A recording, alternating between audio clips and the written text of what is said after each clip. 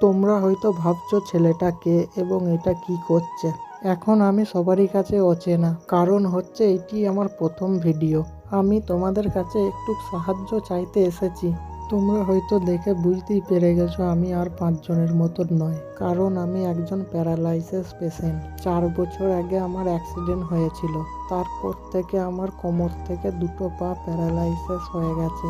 এখন আমি আর হাঁটাচলা করতে পারি না। ডাক্তারে আমার অপারেশন করেছিল, অপারেশন করার পরও এইরকমই একই অবস্থা। এখন আমাকে আমার বাবা আর মা হুইল চেয়ারে বসাচ্ছে।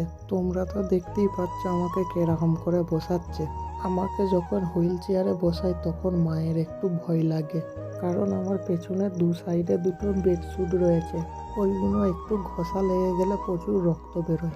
দু সাইডে দুটো বেডশুট রয়েছে, ওর জন্যই আমার মা একটু ভয়ে ভয়ে বসায়।